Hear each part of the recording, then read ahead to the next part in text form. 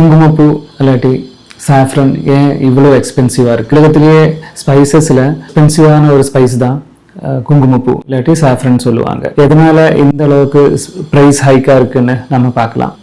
இதோட scientific name வந்து க்ரோக்கஸ் சட்டைவ்ஸ்ன்னு சொல்லுவாங்க. குங்குமப்பூ செடியிலிருந்து கிடைக்கிற பூவோட ஸ்டிக்மா தான் யூஸ் பண்ணுறாங்க.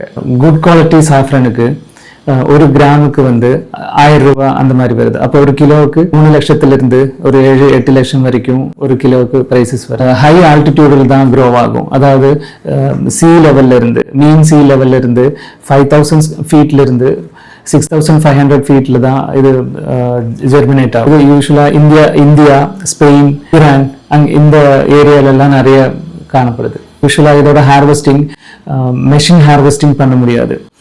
இதோட ஸ்டிக்மா எல்லாம் ரொம்ப டெலிகேட்டாகவும் ரொம்ப தின்னாகவும் இருக்கும். அப்போ இது ஃபுல்லாகவே வந்து மேன் பவர் டிபெண்ட் பண்ணி தான் ஹார்வெஸ்ட் பண்ணுறாங்க. அதனால லேபர் காஸ்ட்டுங்கிறது ரொம்ப ஜாஸ்தியாக இருக்கும். இதில் இருக்கிற ஈல்டும் ரொம்ப கம்மி. ஒரு கிலோ சாஃப்ரன் எடுக்கணும்னா 1,50,000 ஃப்ளவர்ஸ் ஆகுது இதுக்கு யூஸ் பண்ண வேண்டியிருக்கு. இது யூஸ்வலாக ஹெர்பல் அண்ட் ஆயுர்வேதிக் மெடிசின்ஸில் நிறைய யூஸ் பண்ணுறாங்க. ஃபுட் இண்டஸ்ட்ரியில் யூஸ் பண்ணுறாங்க. அண்ட் ஸ்கின் கேர் ப்ராடக்ட்லையும் நிறைய யூஸ் பண்ணுறாங்க. இதோட ஃப்ராக்ரன்ஸ் ரொம்ப அடிக்டிவாக இருக்கும். இது ஆன்டி டிப்ரெசண்டாகவும் யூஸ் பண்ணலாம். இதில் நிறைய ஆன்டி ஆக்சிடென்ட்ஸ் இருக்கிறதுனால ஹார்ட் ப்ரொடெக்டிவாகவும் ஒர்க் ஆகுது. பேட் கொலஸ்ட்ரால் ஜாஸ்தியாக இருந்தாலும் அதை கரெக்ட் பண்ணி மெட்டபாலிசத்தையும் கிளியர் பண்ணி